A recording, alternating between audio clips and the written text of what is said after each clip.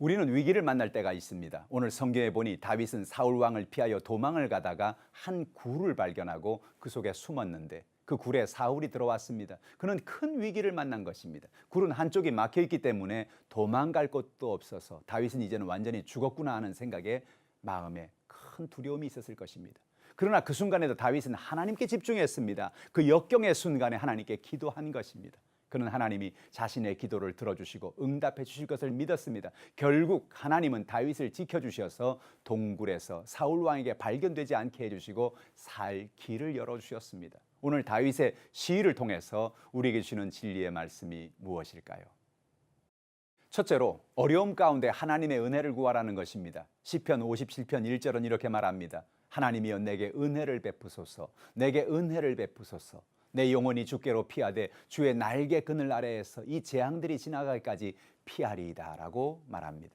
다윗은 하나님께 내게 은혜를 베풀어 달라고 기도했습니다. 한 번도 아니고 두 번이나 반복해서 은혜를 베풀어 달라고 간구한 것입니다.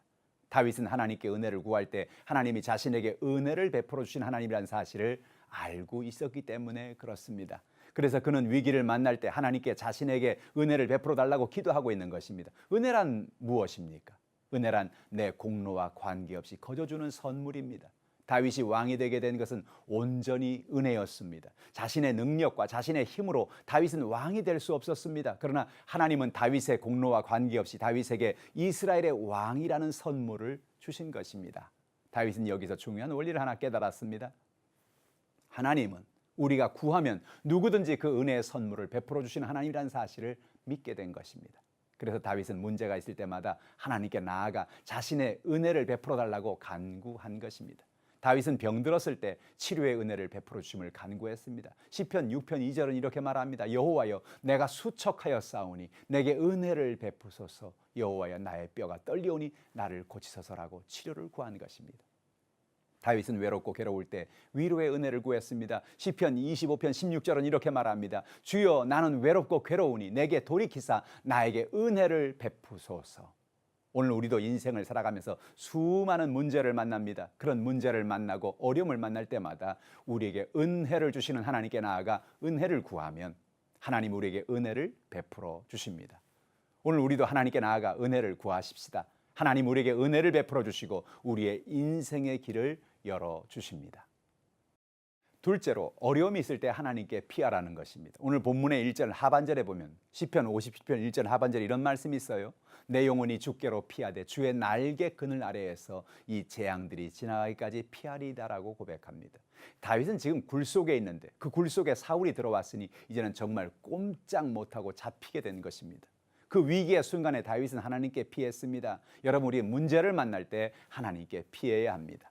다윗은 인생의 문제가 다가올 때마다 그는 하나님이 자신의 요새가 되시고 자신이 환난 날에 피난처가 되신다고 고백합니다. 어떻게 하나님에게 피합니까?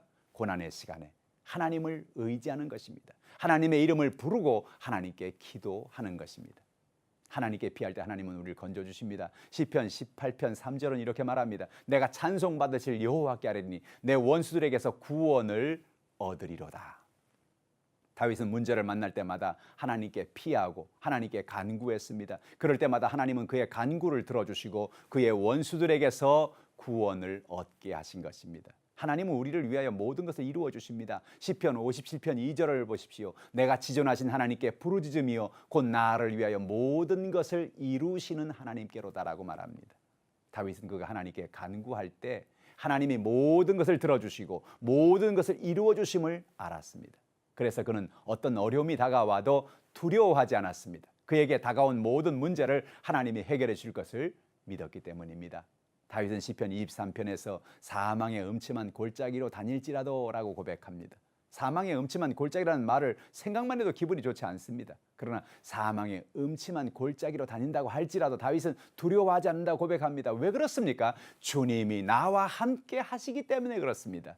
하나님께 피하고 하나님을 의지하는 사람에게 늘 하나님은 지팡이와 막대기로 막아주시고 지켜주시기 때문에 그렇습니다. 셋째로 어려움이 있을 때 하나님께서 건져주심을 믿자는 것입니다. 시편 57편 3절은 이렇게 말합니다. 그가 하늘에서 보내사 나를 삼키려는 자의 비방에서 나를 구원하실지라. 하나님이 그의 인자와 진리를 보내시리로다 라고 말합니다. 다윗은 어떤 고난과 어려움이 있어도 그 고난과 어려움 속에서 하나님이 자신을 지켜주실 것을 믿었습니다. 하나님은 사람들의 비방에서 건져주십니다. 우리는 인생을 살아가면서 때로 사람들에게 비방거리가 될 수도 있습니다. 직장에서, 삶의 현장에서 사람들은 자신의 유익을 위해서 우리를 비방하고 참소하기도 합니다. 다윗도 그 주변에서 사울에게 아첨하는 수많은 사람들이 다윗을 비방하고 다윗에 대하여 악평을 하는 것을 보았습니다. 그러나 그 순간 하나님은 그 비방의 순간에 우리를 건져주신다고 그는 고백하고 있는 것입니다. 우리는 하나님의 사랑으로 우리에게 다가오는 고난을 이길 수 있습니다. 로마서 8장 37절은 말합니다. 그러나 이 모든 일에 우리를 사랑하신 이로 말미암아 우리가 넉넉히 이기느니라.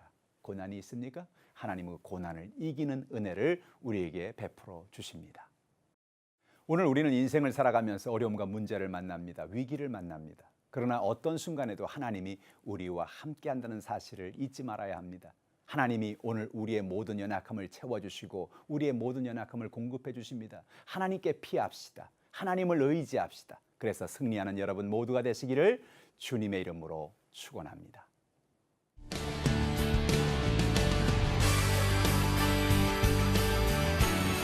In the beauty